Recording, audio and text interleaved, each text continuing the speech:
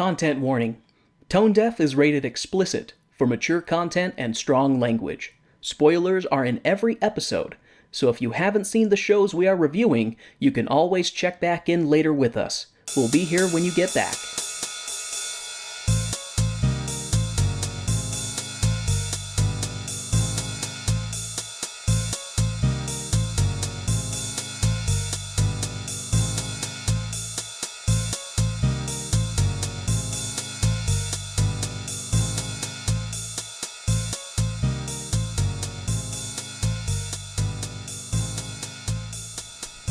Welcome to Tone Deaf, a theater nerd's guide for their musically challenged spouse. I'm Kay, a musical theater nerd. And I'm Warren, and we have a silly goober on the floor who is boofing and wants us to be spending all of our time petting her and not recording our podcast. Isn't that right, Latte? Can you make a noise for the camera? Microphone? Now you're gonna be quiet? Is that how it is? Let me scratch your head. Let me scratch your head and then see if you'll make a noise when I deny you love.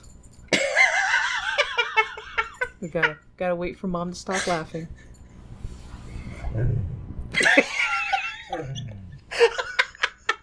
So, I guess we will record while we one-handedly pet our dog. Yes. So, are you ready for what we're covering today? Yes, I am excited to see this show, because, last one we did was Hamilton, and it's also about the Founding Fathers, and, yes. So I'm a little interested. You're a little interested? To see the difference. You're a little interested to see the difference? Yeah. And see the show? See the show. Oh my gosh! Oh my god. So, Kay, tell me about this show that we are going to be experiencing today. So today we are experiencing 1776. It is a musical by Sherman Edwards and Peter Stone, who you will absolutely not know anything about other than this show after we're done with it. Okay. A, because musically challenged, and B, because they're not going to be heavy hitters like Wildhorn, Sondheim, Schwartz, R. Ham, and the Weber. When you say A, musically challenged, you could just go B, refer to A. So, this is going to be in the era where we're still kind of in the Founding Father mythos hardcore. But in a way, this kind of subverts it. This is kind of an early subversion of that, because Sherman Edwards, he was a pop songwriter, wanted to write this musical about the Founding Fathers and the Declaration of Independence, but he didn't want it to be like your typical Benjamin Franklin flew a kite. George Washington chopped down a cherry tree, but he couldn't tell a lie. He didn't want it to be something like that, because he's like, no, these are humans, and also we're in the 60s and we're starting to question things. He didn't want to just focus on kind of not the mythos, but the legend building of the Founding Fathers, and so Latte may be shredding cardboard on set. She is protesting our recording of this. So, here's what he was quoted as saying about the subject material. That's some great Foley work. Good job, Latte. Good job, Latte. This is him ripping apart the mythology as he's... I'm here for context. He said, I wanted to show the Founding Fathers at their outermost limits. These men were the cream of their colonies. They disagreed and fought with each other, but they understood commitment, and though they fought affirmatively. So sort of trying to show more than just and then they wrote the Declaration of Independence, and then they signed it. Look at this picture. It's more of like what was going on in the room where it happened, Anyway. He does show them a little bit more human, but it's still a little bit mythologizing-y. But it's not Hamilton, but it's not an elementary school, let's glorify the Founding Fathers and treat them like fucking deities play. Gotcha. Peter Stone, who was the librettist that was paired with Edwards in writing, at the suggestion of Stuart Ostro, who was the show's producer. He said, "The minute that you heard 'Sit down, John,' you knew what the whole show was." Sit down, John. Yes. You knew immediately that John Adams and the others were not going to be treated as gods or cardboard characters, chopping down cherry trees and flying kites with strings and keys on them. John, what are you doing here? Take a seat, John. Right over there. Sit the fuck down. Sit down, John. Take a seat. Over there. It had this very affectionate familiarity. It wasn't reverential, and it's not reverent. It has some irreverent humor in it, because that's what they were going for, and this is the 60s. This is when we're experimenting a little bit more. And I don't think I mentioned, this is 1969 that this show was being done. All right. Warren! So, remember how I mentioned that Martha Adams and Abigail Edwards... good God. Remember how I mentioned that Martha Jefferson and Abigail Adams were some of the characters involved in this? Yes, for the sake of argument. Pretty Let's say I do remember that. Pretty sure I mentioned that. That's entirely... Oh, no, I didn't, because I skipped that part, because we were laughing. Aha. I skipped that part of my notes, so...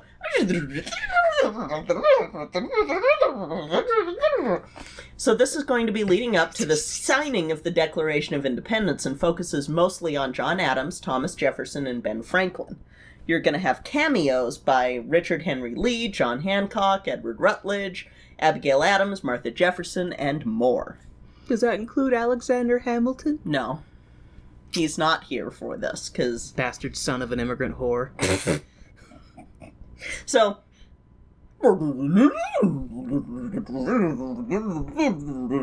Remember how I mentioned Martha Jefferson and Abigail Adams? Latte does not like your rewind noise.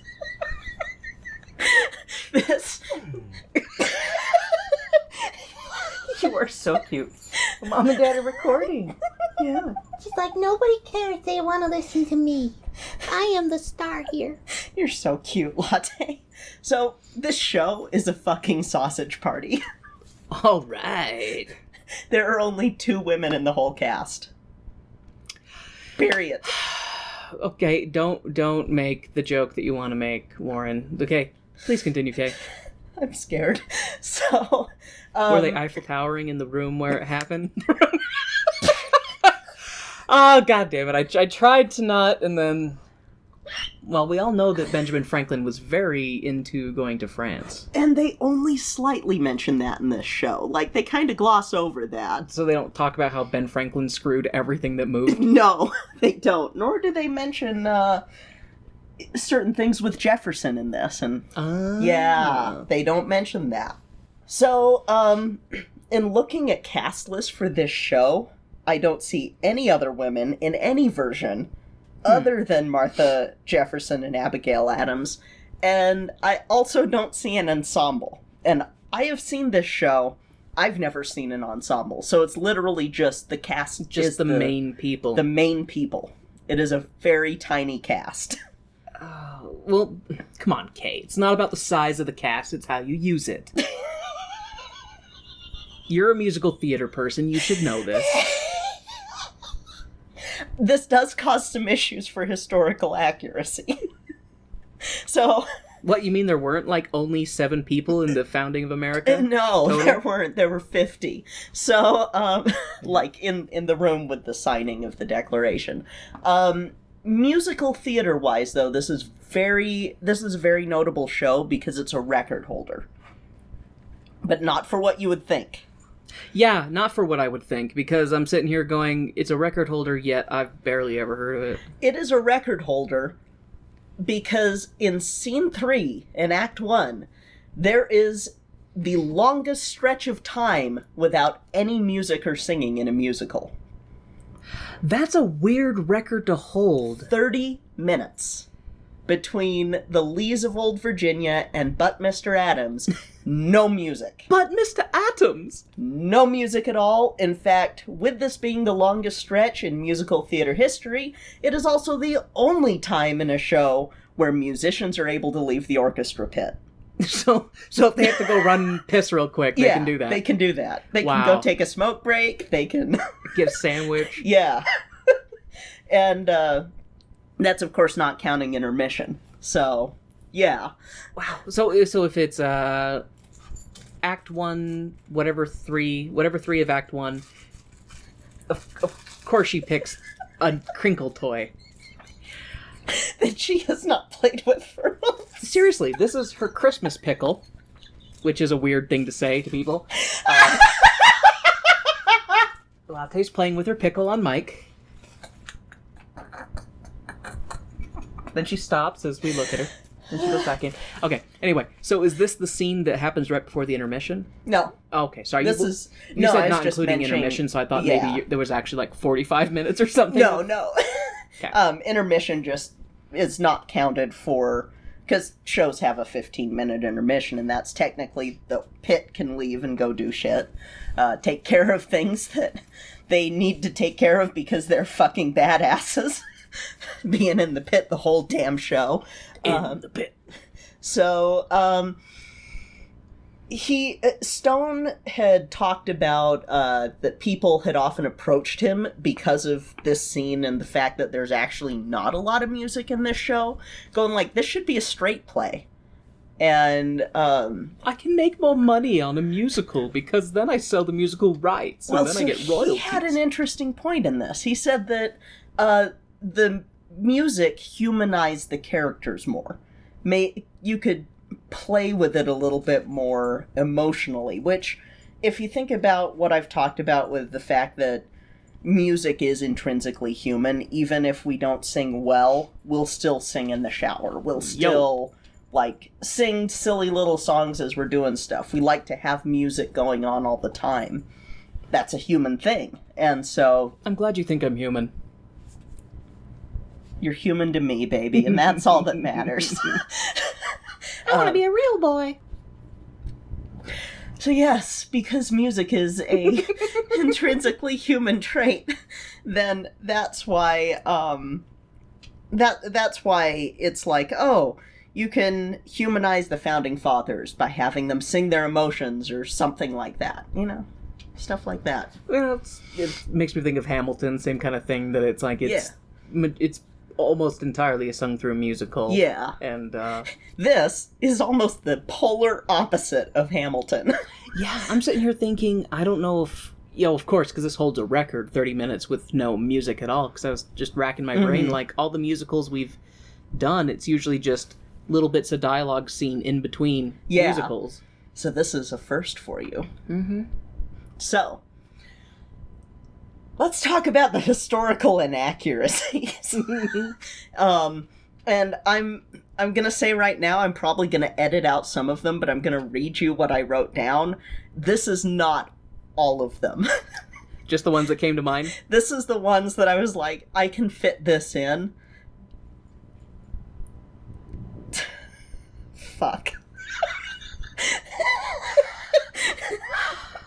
I can fit this in, but I think that History on Blast would be better to take down this show historically. Probably. And they can put Nixon on blast with this.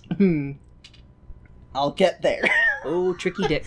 Oh, tricky dicky. So, this show is not historically accurate because... bing!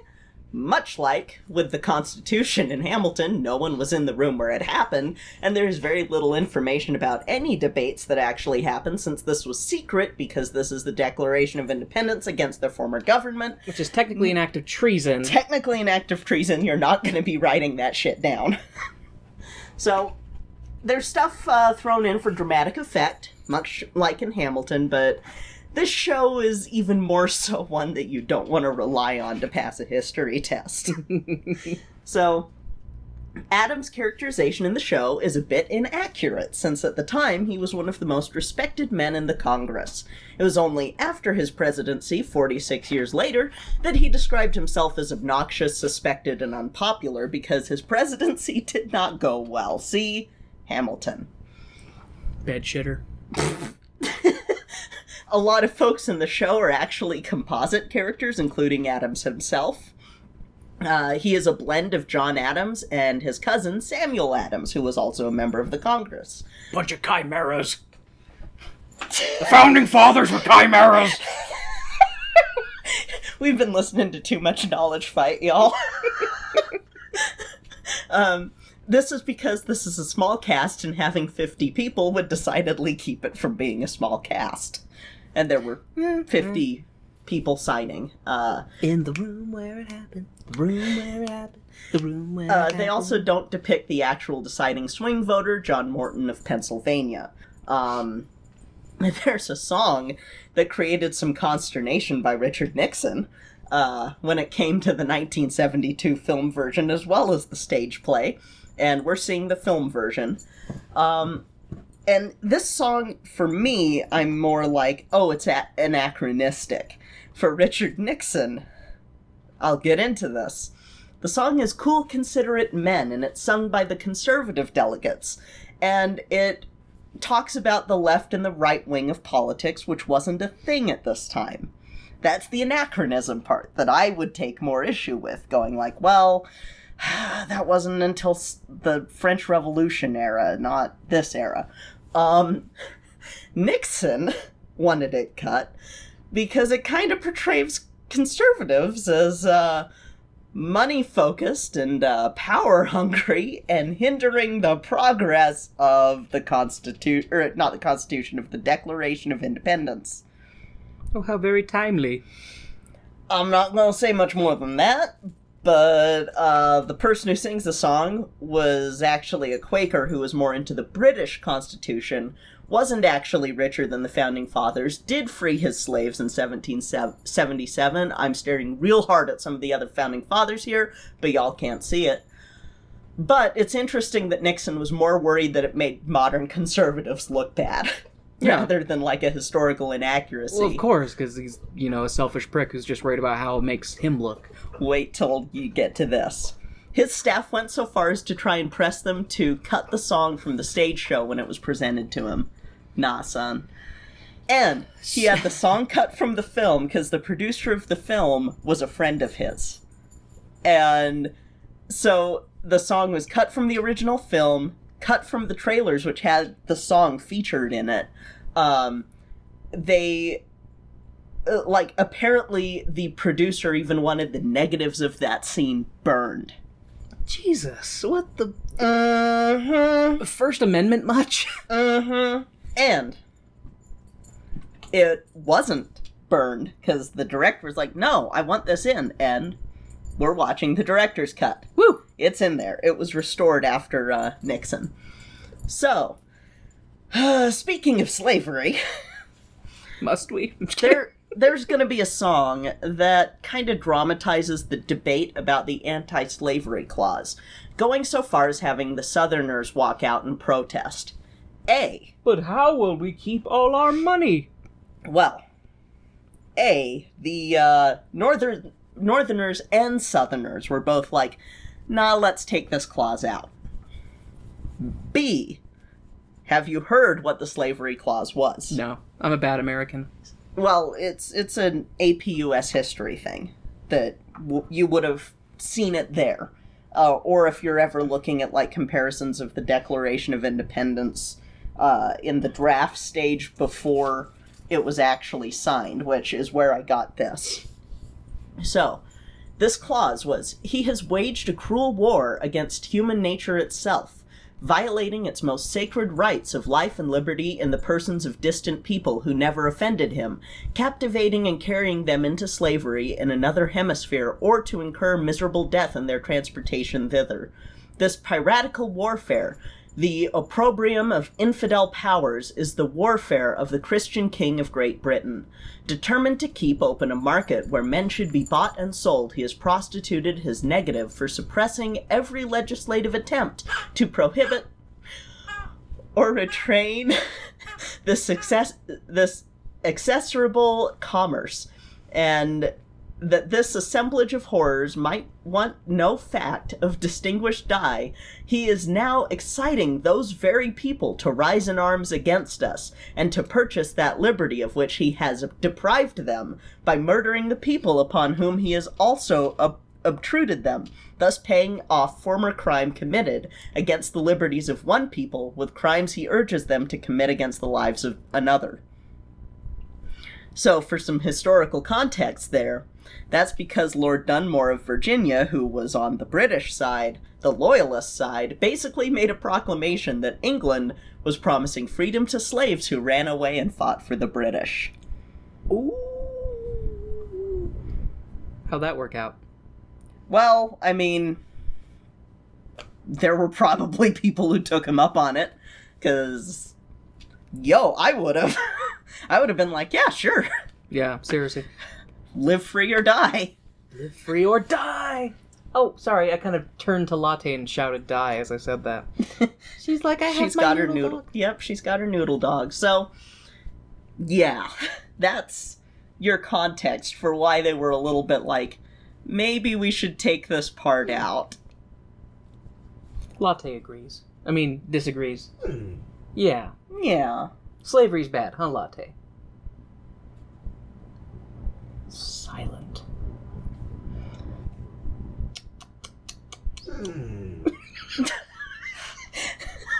She's staring at the window, just whimpering, and there's nothing in the window that we can see.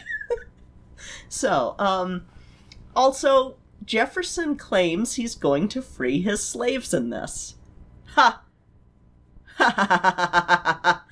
Fuck you. He's gonna free them from the burden of having to govern themselves. He doesn't. I've been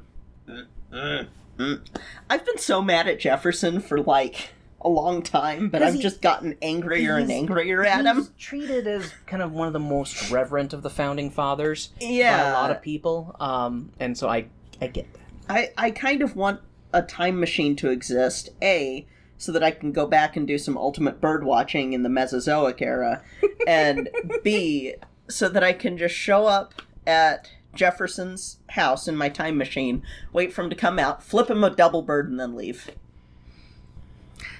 Can you imagine doing that and then he'd just be like, a dark female in strange clothing made rude gestures at me and then vanished. Just because I don't want to get anyone else in trouble. And also, I actually wouldn't want to be seen. Also, ultimate bird watching for watching dinosaurs, that's a great name. You could also count extreme bird watching. Extreme bird watching is going at it from a non-just observing from your time machine point of view. Fair point. If you walk out, it's extreme bird watching. You drop several notches on the food chain. Might also be suicidal bird watching. Anyways, this isn't a dinosaur watching podcast, unfortunately. Tune in next week for Kay's Dino Rant. Outside of all that, Martha Washington is shown as coming to visit Thomas Jefferson. She was actually incredibly ill at this point of her life, like was basically homebound, because she just was in really poor health at this point. Didn't George die before his wife did, though? Did I say Martha Washington? I meant Martha Jefferson. Okay.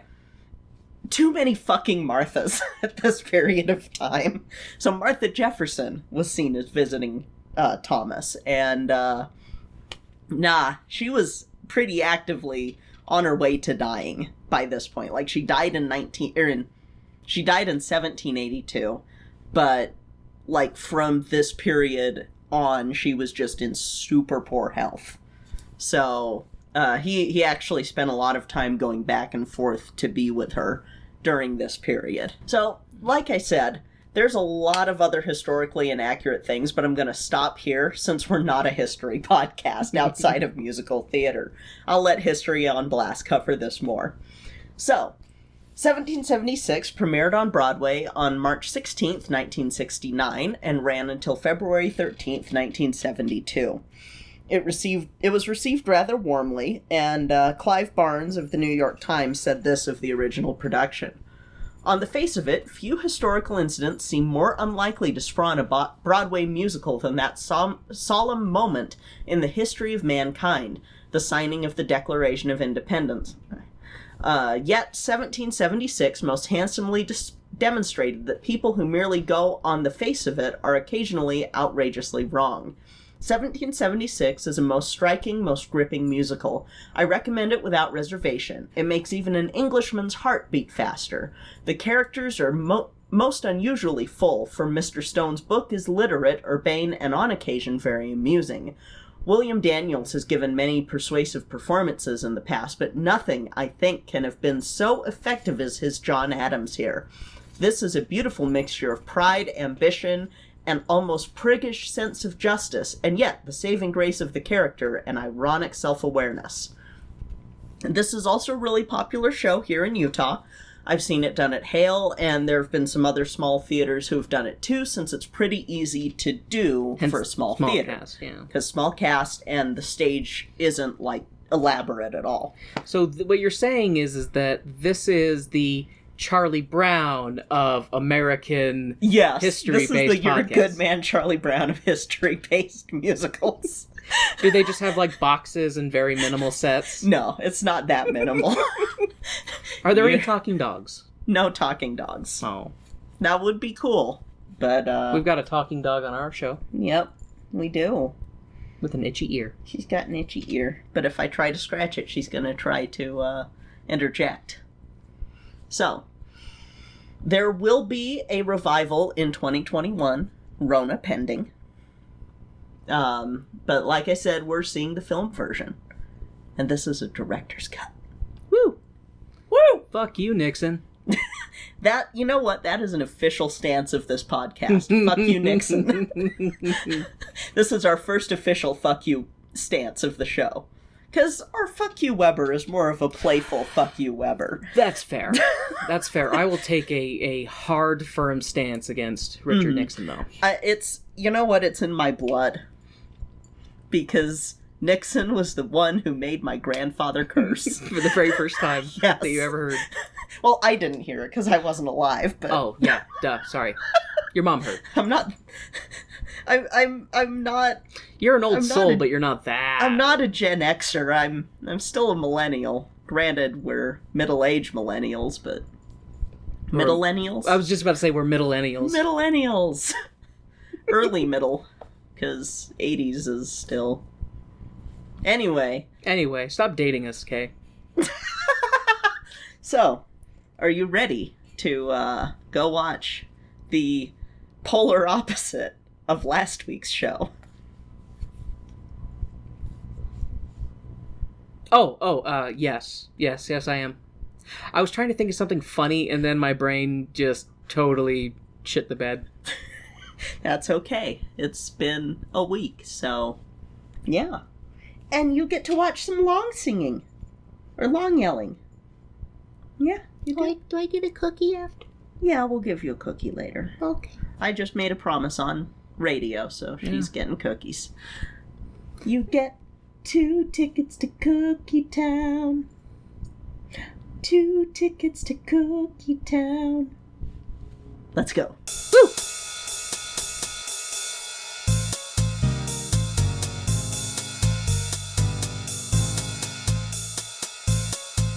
Hey, Warren. Hey, Kay. Do you know what time it is? Is it time to thank our favorite people in the whole world? Heck yeah! Today, we would like to thank our stage crew sponsor, Jasmine Wu. And our producer circle sponsors, Bianucci, Reagan, and Taylor Brandt. Thank you all so much for your support of our show. We truly appreciate it.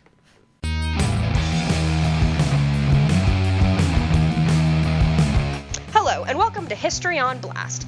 I'm Hillary, and I'll be your host as we call out history. Every other week, we'll be putting a different person, place, time, or event on blast for the shit that they pulled. This ain't your grandpa's history podcast, so if this sounds like your cup of harbor tea, be sure to subscribe on your favorite podcast catcher.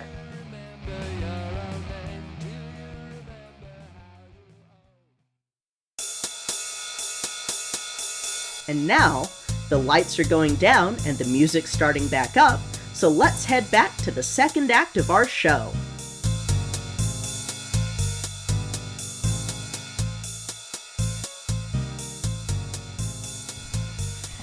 So, that was the most memeable musical ever. That was entertaining. It does circle back around to my theory that all musicals require copious amounts of drugs, and especially movie musicals. Saltpetre John!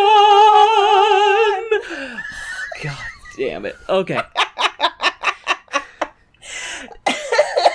I was actually very surprised how much I liked this one. Yeah. Given that the subject material and the time that it was done in, I thought it would... I don't know. I just didn't anticipate liking it as much. Yeah. Especially considering how much I liked Hamilton. Yeah. But I actually really liked this. Awesome. I found it quite enjoyable. When compared...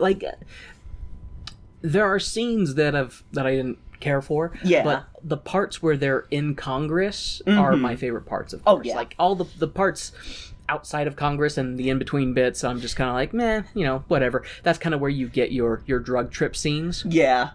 But all the parts where they're in Congress and you have the debates and the arguments and the insults flying between the different representatives and stuff of the colonies is entertaining. It was pretty funny. And so, like I had said in the last one, I've seen this one on stage.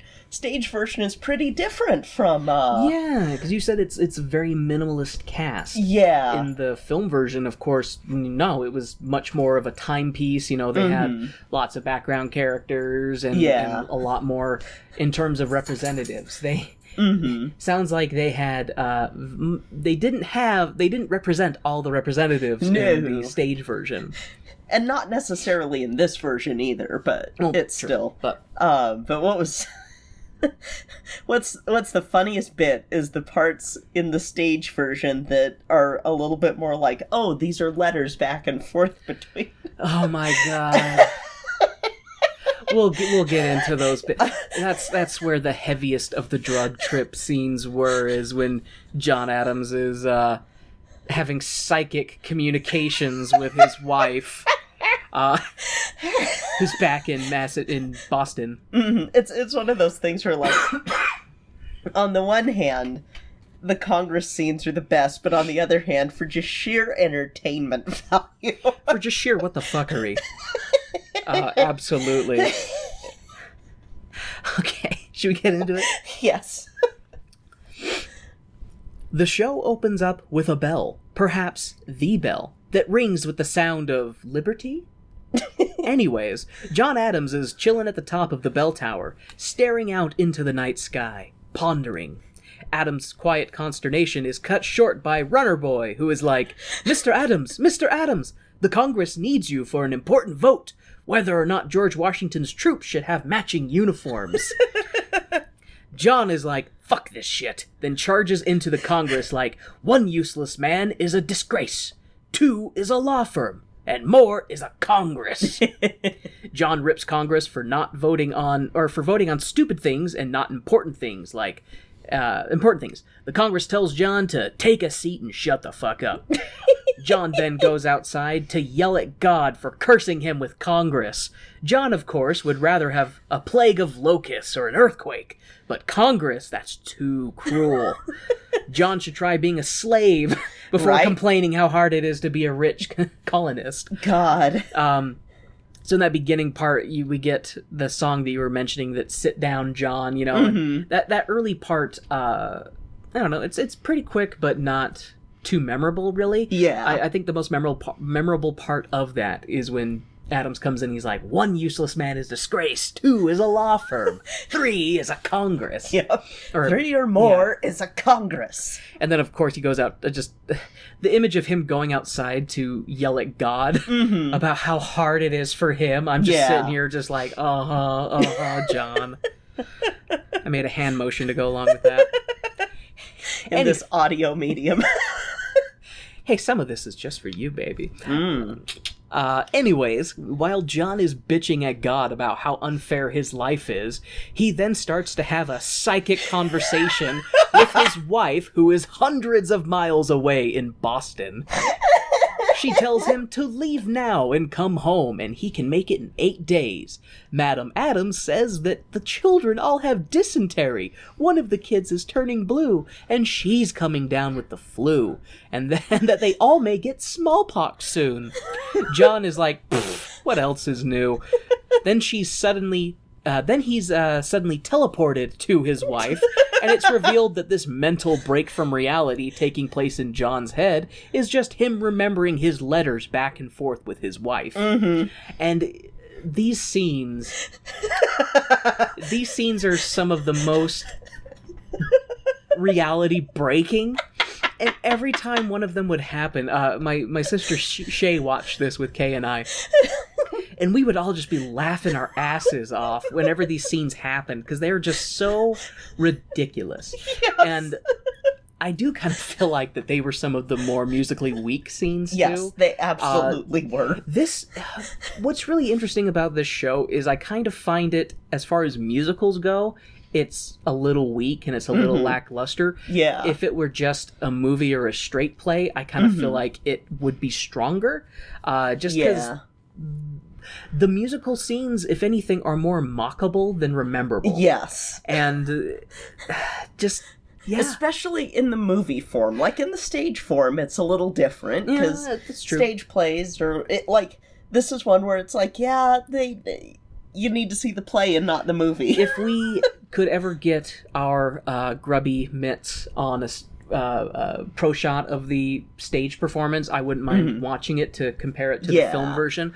But as far as the film version, I feel like the film version takes whatever wackiness was in the stage version and just cranks it up.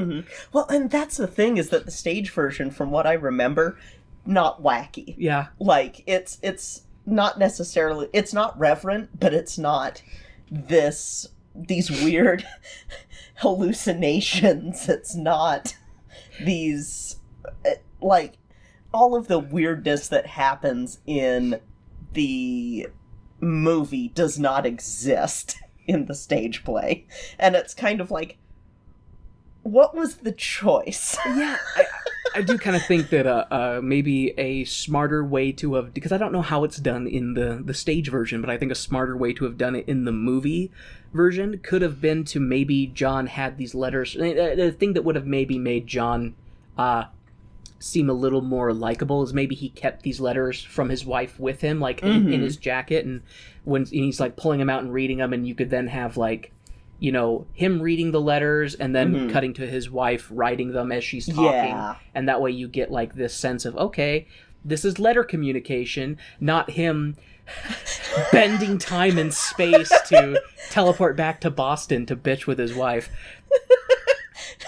But we wouldn't have had the meme that we now have with Shay. We said it at the beginning of this, and I'll cover it again, but now I swear that's going to be a thing forever now. Okay. John then starts bitching at his wife for not getting the women folk together to make saltpetre for gunpowder. Turns out John didn't tell them how to make saltpetre, nor did he apparently send them the buttons they requested. No buttons, no saltpetre. And I said buttons. Was it buttons or was it pins? I don't know why I said buttons. Pins for sewing. They need sewing needles. Saltpetre, pins! Saltpetre, pins! Duck season, rabbit season. Yeah, you were pretty funny in that. I'm glad I live in 2020 where we're more civilized. Anyways, John comes out of his fugue state. And she would just be vague booking him. Vague booking? Oh my god, okay. Okay.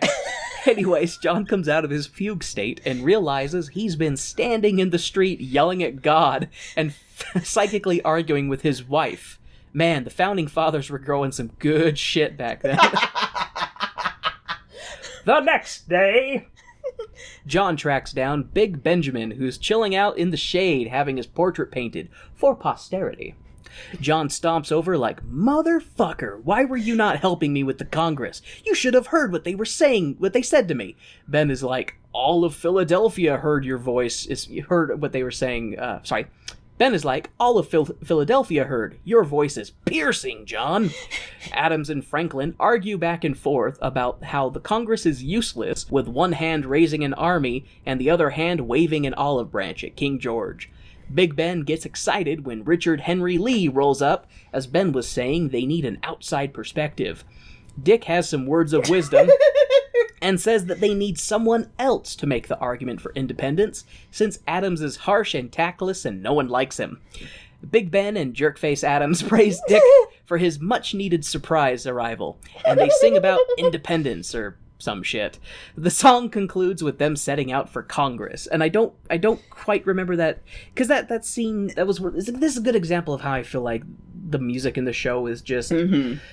It's not terrible, but it's not, for me at least, it's not memorable. That whole song was a pun about the fact that he is Richard Lee, so he's doing things expertly, and it was... I do remember him making a few jokes about that. Yeah, and, I mean, like, it's a fun song to listen to, and that's about it. I'd probably have to listen to it again without trying to multitask, since my limited brain power can only do a few things. It was funny though, because that fountain. Did you recognize that fountain? No. That is the Friends fountain. Is it really? Huh. Yep. It's been moved around, but... I was gonna say, it had a lot of, like, foliage and stuff around it. Yeah, I had to look it up, and allegedly it's the Friends fountain, and all the rest of the sets are dead. Destroyed in a fire. Nixon may or may not have been involved. Nice little fun fact there. Back at Congress... That's a K-fact. K-fact. Oh, nice. That should be a brand. Boom. K-fact. Back at Congress. The Congress is in session, and delegates start rolling in. A doctor, a drunk, a lawyer, a rich chode, some other rich chodes, and, like, a bunch of people who I should probably know, but they're all dead, so who cares? You know, I feel like the starting of this, a doctor, a drunk, a lawyer walk into Congress, and there we have our representative. We get people's introductions, messenger, and they're like, so-and-so from Delaware, so-and-so from Pennsylvania, like, they're just doing the thing. I didn't write them all down because it happens a lot, and anybody who knows American history better than I do already is going, you suck at this, Warren. And to that I say, fair. A messenger boy comes in with a note that he hands off, a missive from George Washington, and he's like, hey, the English are coming to New York, and we have no resources. If you want us to keep fighting, we need some motherfucking resources. Your obedient servant, G. Washington. Yeah, they do that motif that every time they're getting ready to finish his missive says, G. Washington. And I may have taken some liberties with that letter, but you get the gist of it.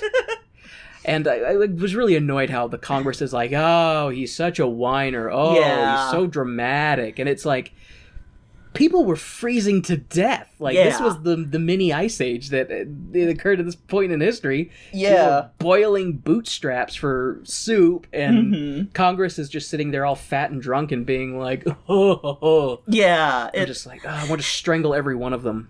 You know what, though? The portrayals in this, I'm pretty sure, kept anyone from putting the Founding Fathers in flower crowns, so we're good. They do have some funny jokes later on about how history will remember us, and Ben Franklin being like, it's okay, we'll be dead, we won't hear the complaints. Yeah. Like, a dude in black gets as excited as a 4-year-old boy and screams, fire wagon! And the entire Congress rushes out to get a glimpse of an old-timey firefighter. Richard Henry Lee rolls up, and rolls up with pep in his step, since he, Adams, and Big Ben already hatched their plan of proposal to the Congress. Lee walks into Congress and plops his Richard on the table, saying that he's for dissolving the colonies from British rule. This, of course, starts a chain reaction of people who were formerly against now being for, and people who are against still being against. It comes down to Rhode Island to break the tie of yay or nay, and votes yay. The motion may now be carried forth and debated. I wonder how this will end. I don't know. It all hinged on drunk Rhode Island. Oh, God.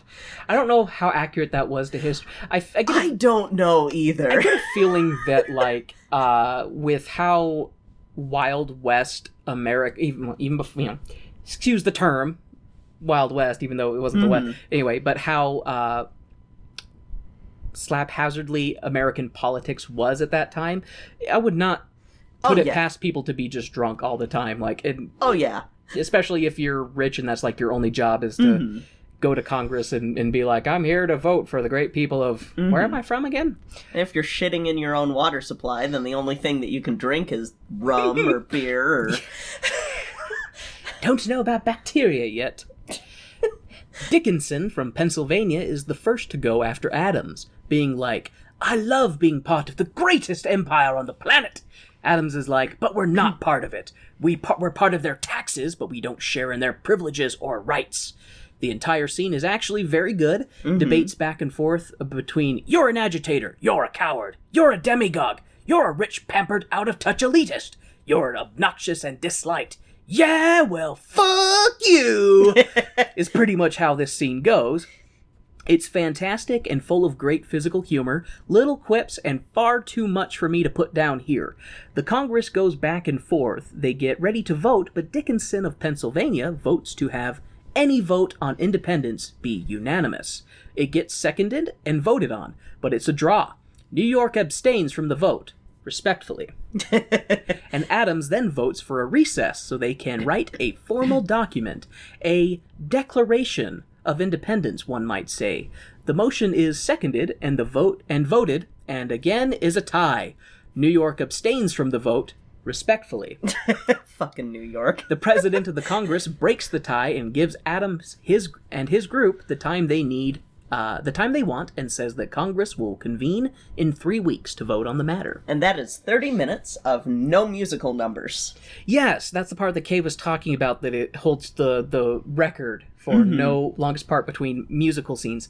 And you probably could have got one in there, but it probably would have made the scene feel weird. And that's what Peter Stone was talking about, too, is like, there was no way to fit a song in this. It was just... It wouldn't fit. But that was one of the most entertaining... Like, that's the thing. That's a great scene. The Congress bits for any historical inaccuracies are great. Like, they're entertaining. They're funny. They're just... The childish bickering of these rich adults, with the fate of a soon-to-be nation hanging in the balance. They're just really good scenes. If you haven't seen this show, I do recommend it, because even though, like I've said, the music is just okay, and probably won't get stuck in your head, except for in a memeable sense. Yeah. The overall show is very entertaining. As the party leaves the Congress, they break into song on who will write the Declaration. Adams can't, because everyone hates him. Big Ben can't, because he doesn't want to. One of them is a cobbler who has no talent for writing, and the other is a diplomat who doesn't know politics. Adams talks Jefferson into doing it, even though Jefferson is pent up to his eyeballs, as he's stated time and time again that he hasn't seen his wife for 6 months. I love that, though, where... What was it like? I fuck. Yeah. Oh my god. So, I do love, like, John Adams fucks. In the Congress scene, there's parts where, like, Jefferson is just like, I'm gonna be leaving. I'm going home. Going back to Virginia. I haven't seen my wife in 6 months. And everybody's like, haha, say hello to your wife for me. Yeah. Shrug, shrug, wink, wink. How you doing?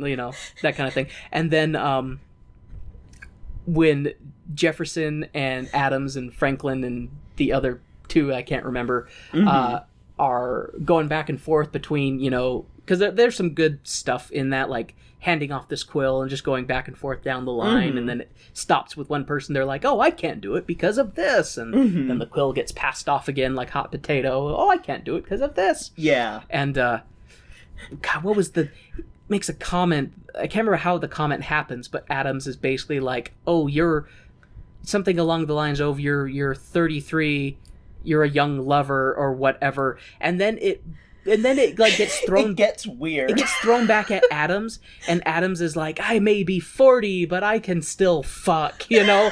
And then it just gets in this younger guy and older guy being like, "You fuck, I fuck, we both fuck." But we have this declaration. Burn, Adams. So do I. You burn? Yes, that's what it was. Yeah. I can frolic in Cupid's Grove. That's right. That's right. K for the win there. Fuck. God, that whole scene is just, I fuck too. But I want to go get laid. Who doesn't want to go get laid? But we have important work to do. Getting your dick wet can wait. Jefferson gets bullied into writing the Declaration anyways and curses Adams, saying that he's driving him to homicide.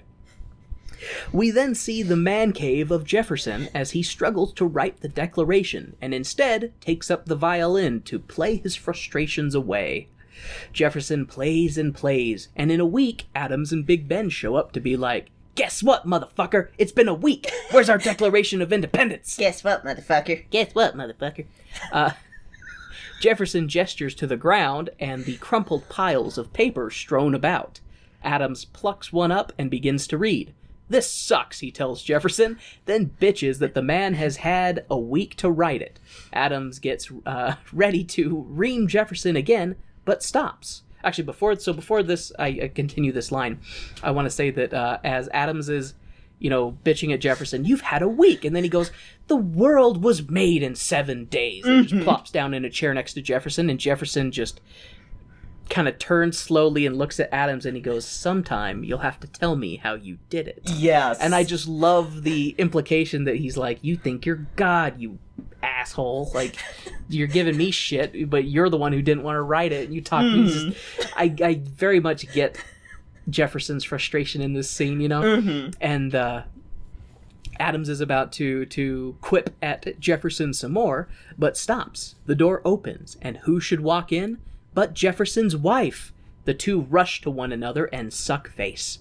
Adams tells Big Ben, not just touch face. They suck face. Yeah, it wasn't just face touching. Like they were trying to do a Vulcan face meld. Adams tells Big Ben, "Well, that's his wife, I think. I mean, I hope it is, because I sent for her. If the man has so much jizz built up that he can't focus, well, the sooner the sooner that he's done with his problem, the sooner he can work on ours." And what's hilarious, too, is Big Ben just eye humps Jefferson's wife. He does! In every scene. The whole time, he's just like, "Who is this?" It's just like, "Ooh." It's like, "You dirty old man." Adams and Big Ben try to introduce themselves to Mrs. Jefferson, but the two lip-locked lovers are distracted and oblivious. Big Ben and Adams excuse themselves as the two walk down the stairs. Adams is like, Are they gonna make the gravy now? In the afternoon?" Ben is like, "Not everyone is from Boston, you prude." Sky rockets in flight. And the two walk further. Adams tries to invite Big Ben to dinner, but Ben is like, "Nah, I have a date with one of my hoes. I'd invite you for some Eiffel Towering, but she's scared of talking." Also, what's an Eiffel Tower? Adams lets Big Ben... Don't Google it at work. No, it was a time. Oh, before the... God damn it. See, this is what happens when you try to make jokes, but the person you're making jokes to is smarter than you.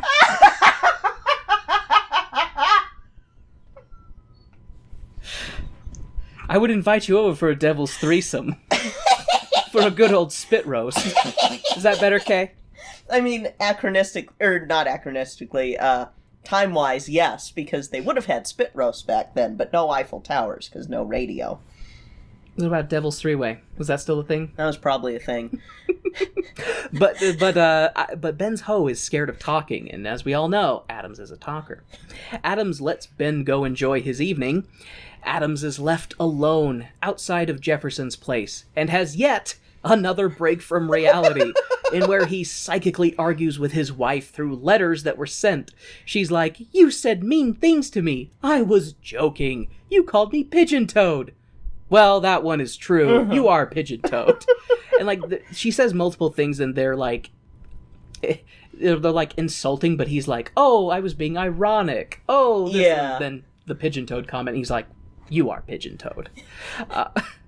And the two of them psychically walk through a dark field singing to each other. These scenes are and odd, to say the least. That song is all about how they want to fuck. Is it?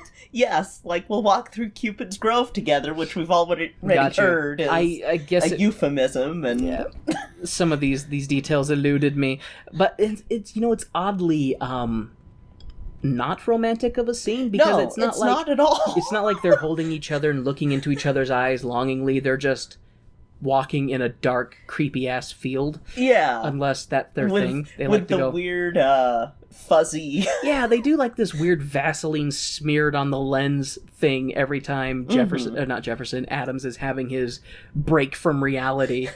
And yeah, what were you gonna say? It just like it's all on the edges too. Yeah, and it's just it's disorienting.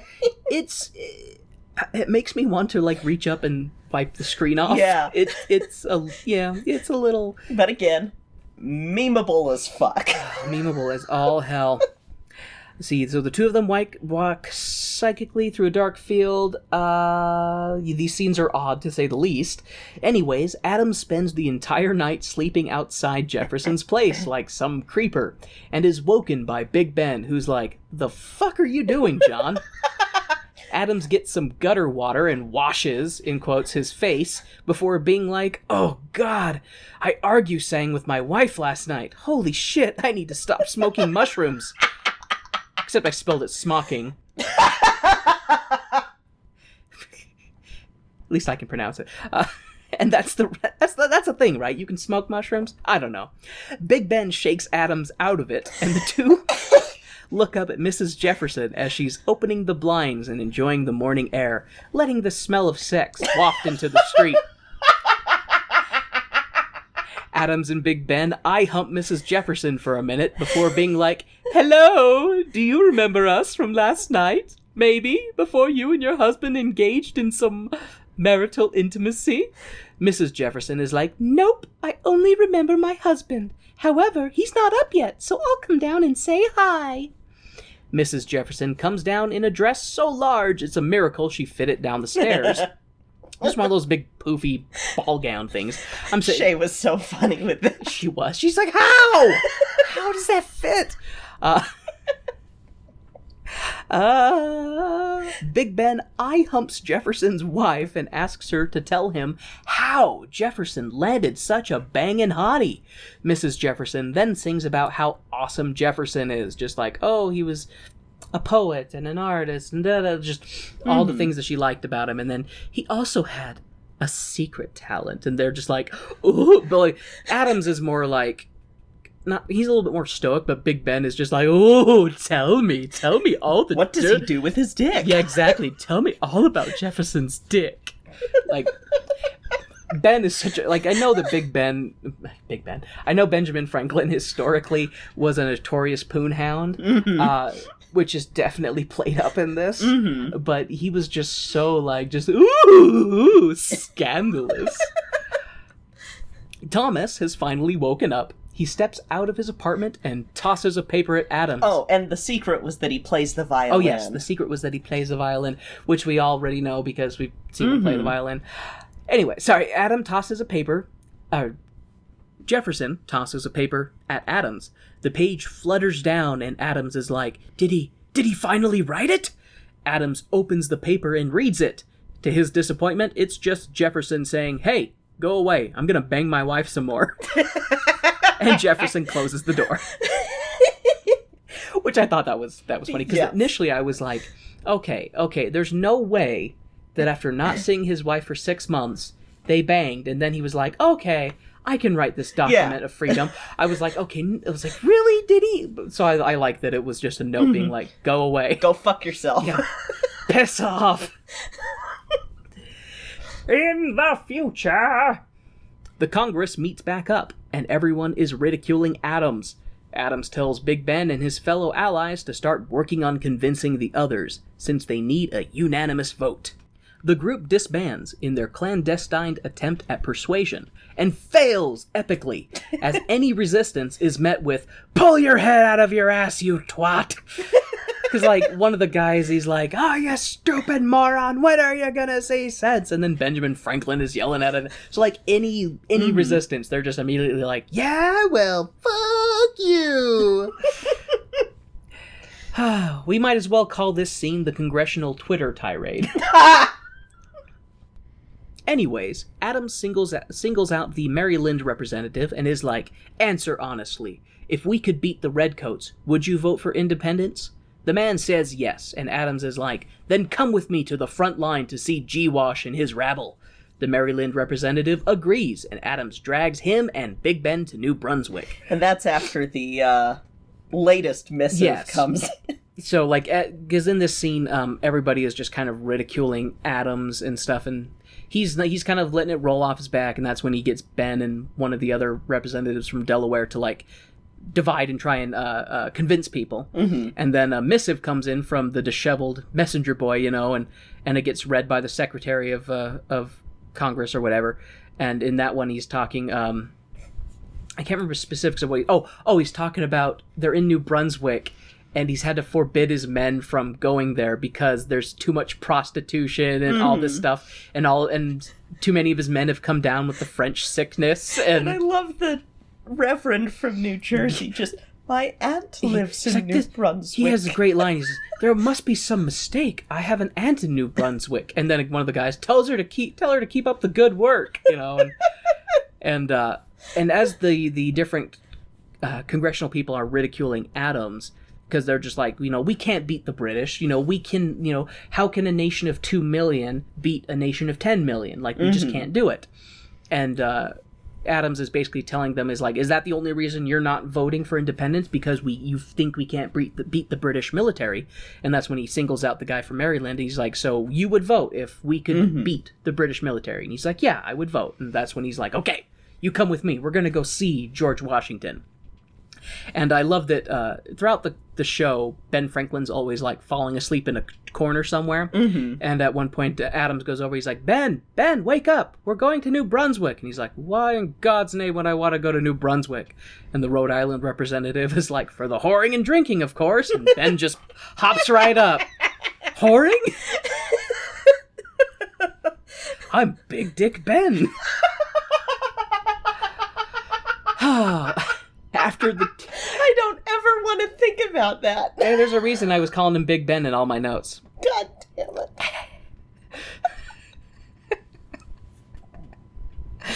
What do you think he flew the kite from?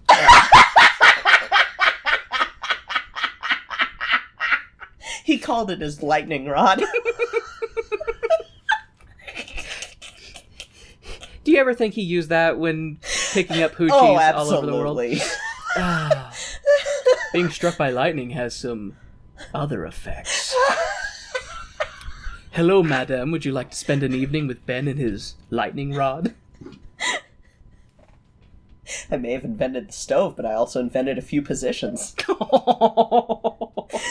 This one's the Congress. This one I call the Liberty Bell.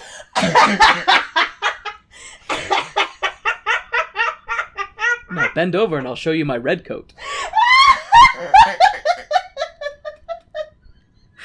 I'm just doing these to make Kay laugh, so... They're still laughing. Oh. Are you okay, my darling? Oh, God. Kay gave me the continue hand gesture. After the trio departs, we get the double back song from the we get the douchebag song from the remaining people, and they're like, "We always move to the right, never to the left."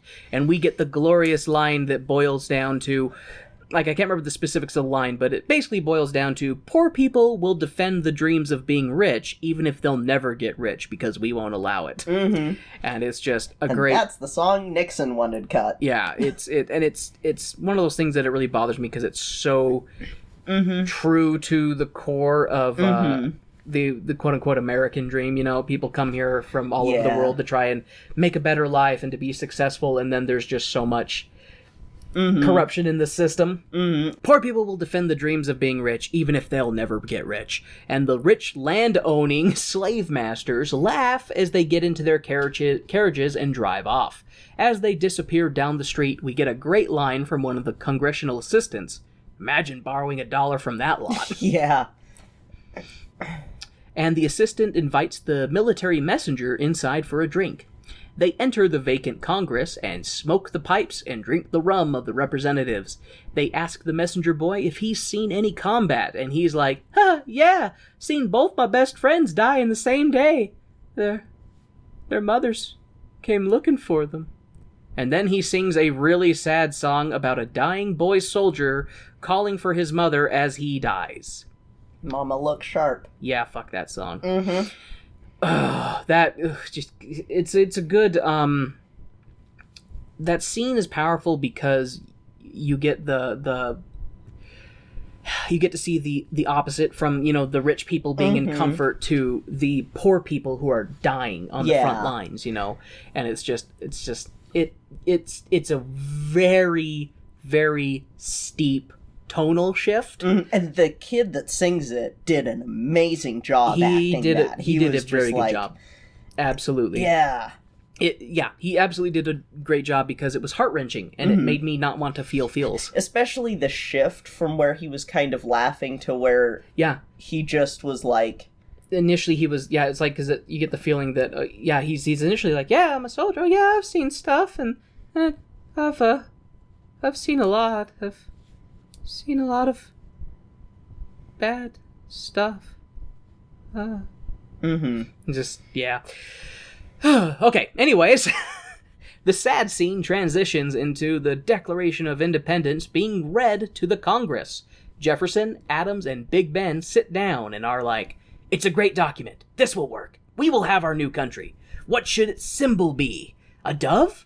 A turkey? The eagle! And then the three men sit and sing about the chirp, chirp, chirp, waiting for an eagle to be born. How does it go? Because I know I fucked it up. We're waiting for the chirp, chirp, chirp of an eaglet being... Oh, fuck. Now I've forgotten the tune. God damn it. See, I'm a black hole of musicals, so I'm like sucking all your talent in, but it's going nowhere. It's just being spaghettified and strewn into oblivion. Okay. I'm sure that I could remember it. I remembered it for last week, but then again, we've only had one cup of coffee today. That scene is funny, though, because Jefferson is like, oh, a dove, you know? And Benjamin Franklin's, no, a turkey. And then Adams is, no, an eagle. And Jefferson's, or Benjamin's thing of, like, eagles are thieves and scavengers, you know? And turkey, you know, the symbol of, what was it, the bird of the original settlers, and you know, the brave, the turkey wouldn't hesitate to attack an entire army of British troops all by itself. You know, what better bird to signify? True. Yeah, learning that turkeys are velociraptors. Turkeys will circle a dead cat in the street. Turkeys will attack you in, like, just riding your bike down the street, or turkeys know that they're dinosaurs. Yeah. They have big-ass spurs. They're also tasty. They are tasty. Latte is very fond of turkey. She is very fond of turkey.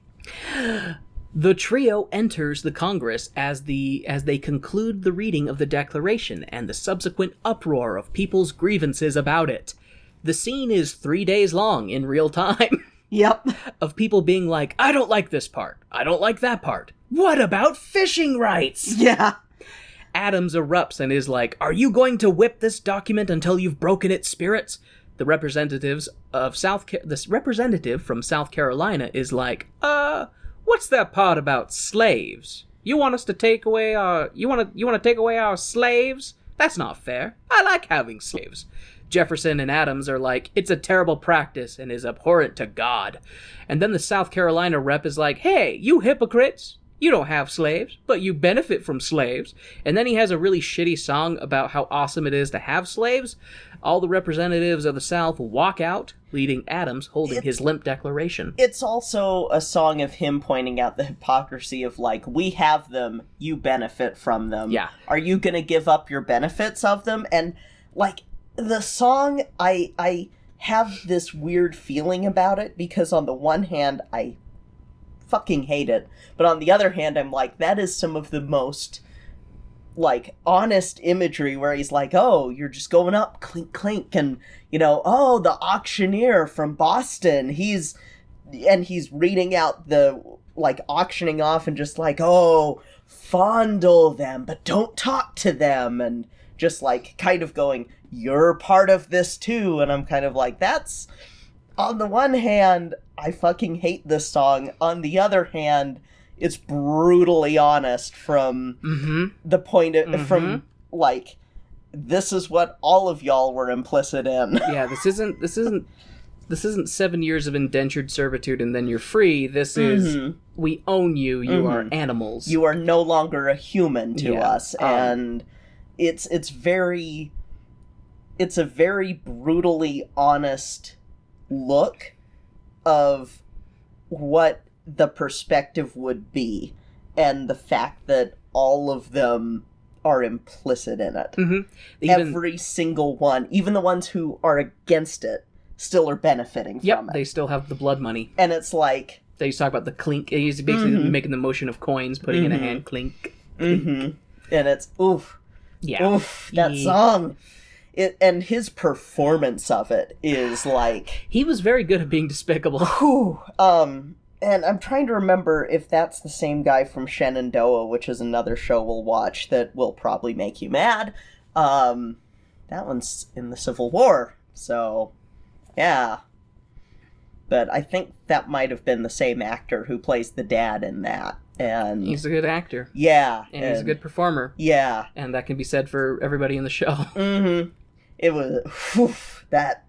And also, I'm kind of sitting here like, from a historical perspective, that's not why they were putting in the slavery clause, and not why it was...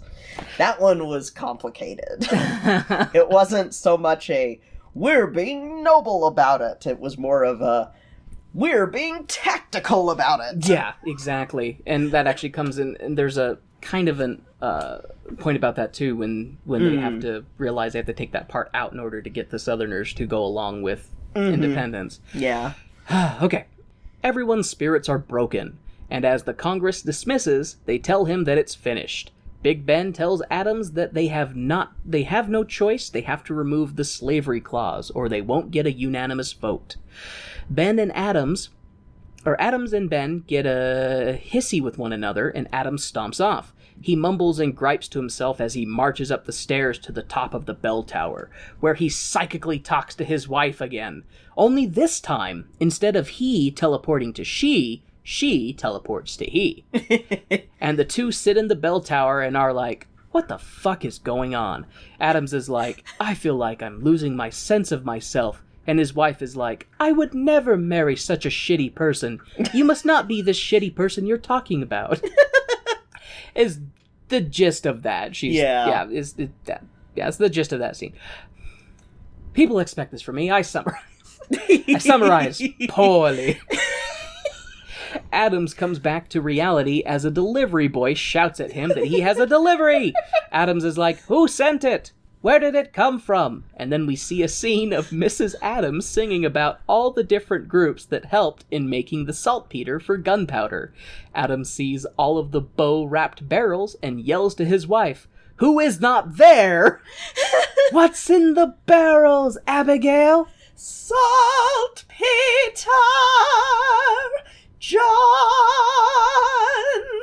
And Adams dispatches his friends to be like, pins for the ladies, and Thomas, go get that other Southern aristocrat, and Ben, Ben, go do something! People leave the room to carry on with their tasks, and Adams asks the Secretary of the Congress if he supports him, and the man says, I support the general, and I've had this odd feeling that he's writing to me specifically, which is a little creepy. Mm-hmm. But I love that you went with that part because I put that in here. I was going to do it. And it was just perfect. So thank you. But that is my alto voice is going, what the fuck were you doing? My throat is mad at me. But that is not warmed up today. That is the meme that we've been doing with Shay. Just like from the bottom of the stairs or from outside. Anything, you know. It's like, what's for breakfast? Turkey bacon! Shay! Like, it's going to be a meme for a while. Just, what are we doing today, Kay? Editing!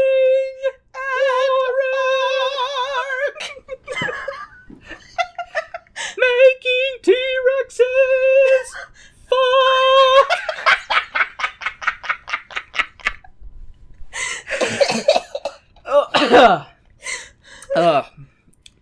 My throat is not happy with me. Anyways,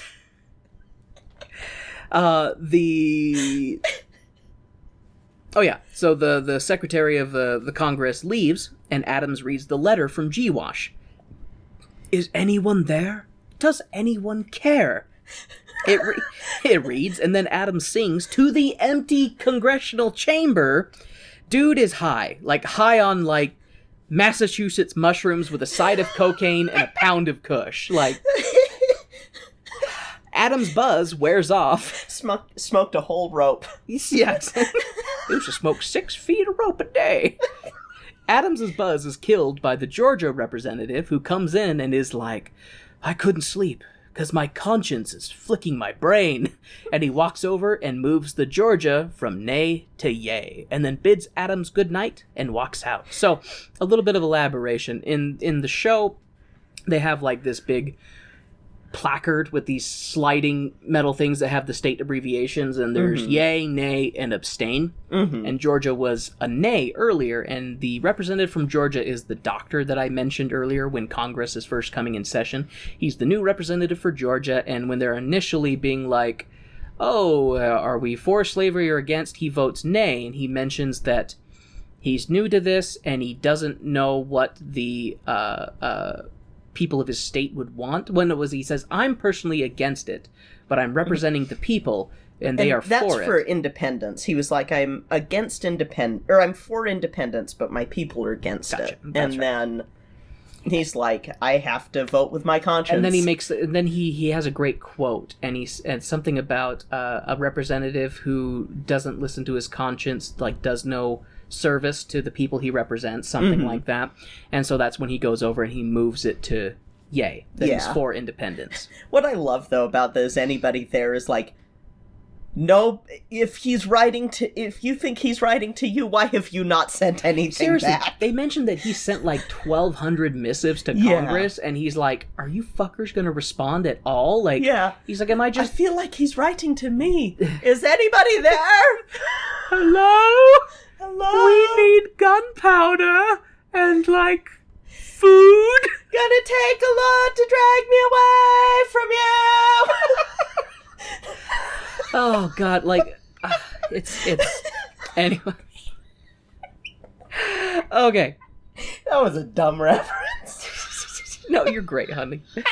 Okay, so the Georgia, That's a reference you, me, and a couple of Taz fans will get. That's true. I know it's Toto, but okay, anyway. The Georgia representative moves the placard from nay to yay, and then he bids Adams a good night and walks out. Adams then has the entire movie's dialogue echoing in his ears, rapid fire, and of course, Adams just stays in the Congress and trips for the whole night until everyone is back the next day to vote. Adams... Yeah, exactly. He's just in Congress sleeping, and you have like all of the dialogue. This, we can't do that. We can do that. Like just like the whole show's fucking dialogue is just playing in his ear. It's just him basically reliving the last few weeks, I guess. Yeah, And I saw the last few weeks flash before my eyes. and he just sits there and trips balls in Congress until he wakes up, Isn't that the American dream, though? I wish I could be high and drunk at work. Adams snaps out of his trip and rights his balls just in time for the vote to be counted. Adams and Jefferson agree to let the South keep their slaves, and the South votes for independence. Yep. And the count continues. I know people come to expect spoilers from this show, our show Tone Deaf, but I don't want to give away the ending of this show. People will just have to watch the show and find out for themselves if the colonies become the United States of America. Anyways, the end. So That was lovely, darling. So when we were watching the show and I was doing my notes, I had mentioned to Shay and Kay that I have a very stupid joke to end this with, and I don't know if it'll make Kay angry or make them laugh, and I made them laugh. So That was such a delightful scene. So they're counting the votes, and I'm not going to tell anybody whether or not it passes, because it does end abruptly. It does. It does very much end abruptly. Like as soon as they're voting, then it pretty much, after the vote is done, it pretty much ends. Mm-hmm. I thought my joke with my accent was funny. We don't know how it ends. So does that mean that they didn't declare independence, and we're all still under British rule? Darling, To explain the joke. My dear, your ancestors would have been freed much sooner, had they? This is true. And we would all have marvelous British accents. And better TV. Somewhat. We would have a decrease in trash TV, as is so Yes. popularized by American entertainment. Thank you so much for tuning in to this week's episode of Tone Deaf, a theater nerd's guide for their musically challenged spouse. I've been your co-host, Warren. If you'd like to get in touch with Kay and I, you can reach out to us at Hold on. We haven't even done the wrap-up stuff yet. God damn it. I was on a motherfucking roll. I am now in character. Kay, you have the floor. So, other than the memeability, it was a fun show. It is an enjoyable look at the Jesus, early what have I time, done? the prenatal, you could say, founding of America. Just the thrusting and gyrating of the for and against political atmosphere that circulated around the Congress of Philadelphia. Kay is laughing at me, and I don't know why. Okay, Dick Attenborough. So... Richard, please. Honey, my dear, you're far too formal with us in front of our guests. Know your place. I'm sorry. Lord. But yeah, no, it's a show that, I knew that we were going to cover it eventually, and the fact that Hamilton came out, and originally we would have released this episode a couple of weeks ago. But I have, this weird fondness for parts of it, but also I'm kind of this is not my favorite by any means. This is a very meh show for me. No, I agree full-heartedly, my dear. This show is average in very many attributes. The music and the instrumental bits are possible, but the dialogue and the entertainment of the conflict between the different representatives in Congress is what made this for me.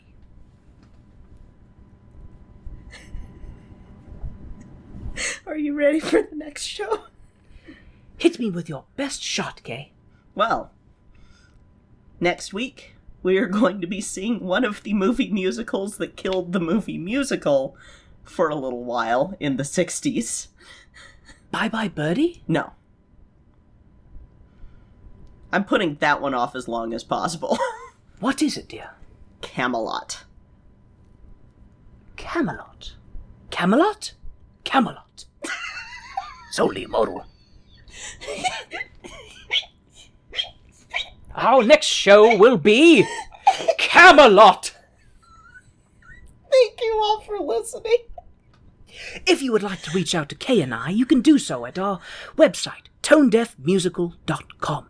There we have links to all of our social medias, our Twitters, our Facebooks, our Instagrams, as well as a link to the Cast Junkie Discord server, where Kay and I have our own not safe for work tone deaf chat.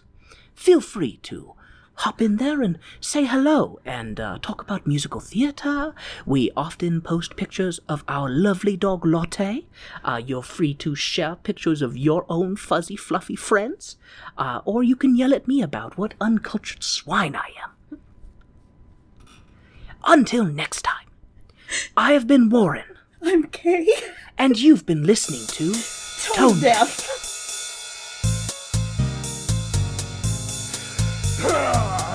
Boy, I don't know how much longer I could have kept that act up. Baby, get in the kitchen to get beer, make me a sandwich. Hey, up to it. Now, come on. Chop, chop. Fine. I'll get my own beer. Oh, boy. Tickle.